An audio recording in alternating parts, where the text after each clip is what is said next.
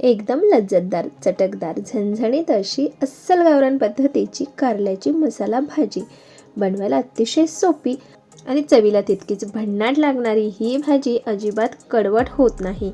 त्यामुळेच सांगते की इथे मोठेच काय तर लहान मुलंसुद्धा चाटून पुसून खातील इतकी सुपर टेस्टी ही कारल्याची भाजी इथे तयार होते आहे. त्यासाठी मी मध्यम आकाराचे छोटे छोटे कोळे लुसलुशीत असे कारले घेतले, जे मधोमध कापले, हळद आणि मीठ लावून त्याला थोडंसं बाजूला ठेवलं, म्हणजे त्याला पाणी सुटेल आणि त्याचा आपण मग कडवटपणा कमी करून ती भाजी तयार करू शकतो.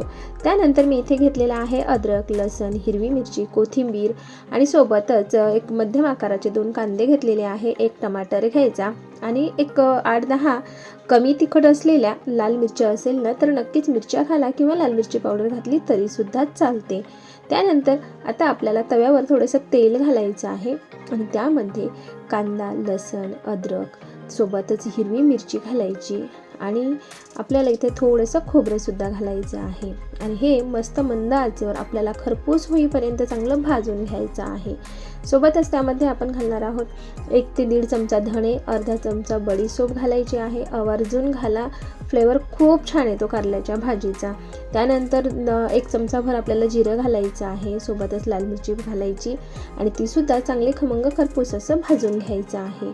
आता हे बऱ्यापैकी मसाला चांगला भाजला गेलेला आहे, तर त्यामध्ये जाडसर काड्या असलेली कोथिंबीर आणि सोबतच एक टमाटर घालायचा आहे. आवडत असेल तर घाला, नसेल आवडत तर नाही घातलं तरीसुद्धा चालते. छान भाजून घ्यायचं, मसाला बाजूला ठेवायचा, थंड होतोय. त्यानंतर काय करायचे, जे कारलं आपण कापून ठेवलेलं होतं ना तर ते असं पिळून घ्यायचं. पिळल्यानंतर त्याचं पाणी असं निघून जातं आणि कडवटपणा कमी होतो. आणि हवं तर तुम्ही प्रॉपर कडवटपणामध्ये सुद्धा ही भाजी करू शकता जर आवडत असेल तर.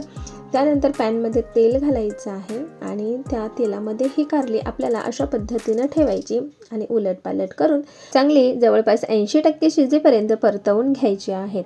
इकडे मसालासुद्धा बऱ्यापैकी चांगला थंड झालेला आहे, तर हा आपण मिक्सर जारमध्ये काढून घेऊया.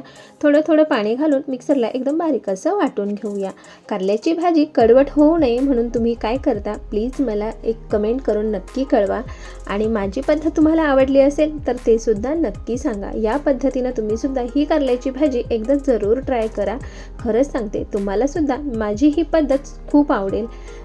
तर आता कारले आपली परतून झालेली आहे आणि मसालासुद्धा वाटून झालेला आहे. तर ज्या तेलामध्ये आपण कारलं परतलं होतं ना त्याच तेलामध्ये आपल्याला वाटलेला मसाला घालायचा आहे आणि तो सुद्धा व्यवस्थित असं गरजेनुसार पाणी घालायचं आणि व्यवस्थित असं मिक्स करून घ्यायचं आणि चांगलं तेल सुटेपर्यंत हा मसाला मस्त असा आपल्याला परतवून घ्यायचा आहे.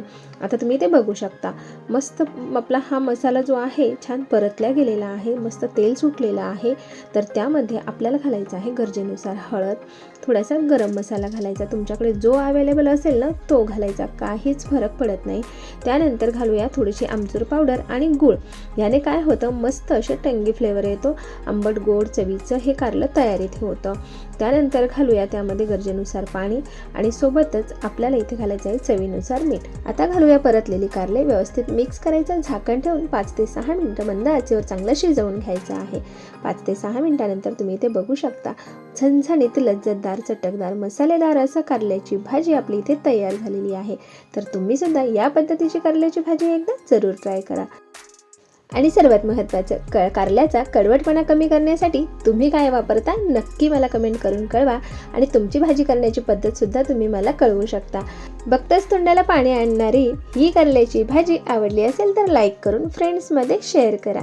सबस्क्राईब करून बेल बटन क्लिक करायला अजिबातच विसरू नका. त्याबद्दल तुमचे खूप खूप धन्यवाद.